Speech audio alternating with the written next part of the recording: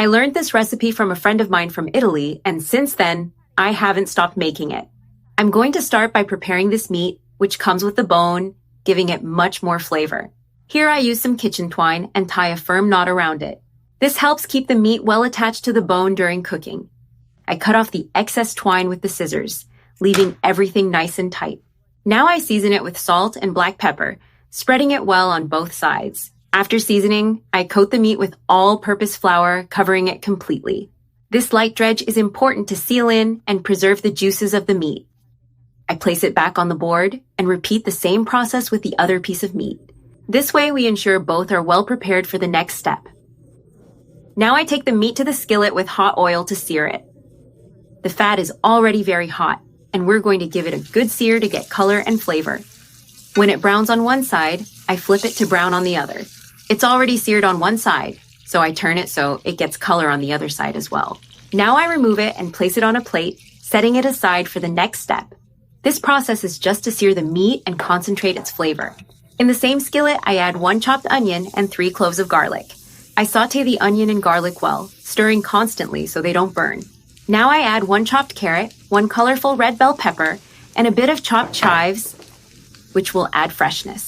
I mix everything so it integrates well with the garlic and onion, releasing their flavors and forming an aromatic base. Then I add about 1 1/4 cups of tomato sauce, which gives body and a vibrant color to the sauce. I incorporate about 1 1/4 cups of beef broth, making it even more flavorful and rich in nuances. And I also add about 1 1/4 cups of red wine, which gives it a special touch, helping to intensify the flavor. The wine will cook slowly and leave the sauce with a wonderful flavor. I mix well so everything integrates. Now I season with half a teaspoon of salt to adjust it just right. Half a teaspoon of black pepper, which enhances all the ingredients. 1 teaspoon of sweet paprika to add a slight sweetness and color. And I finish with 1 teaspoon of dried oregano, which gives an unmistakable aroma. I let it come to a boil, cooking the vegetables and the sauce for 5 minutes.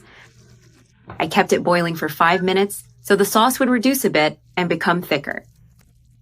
Now I pour this hot sauce over the meat in the baking dish, covering each piece.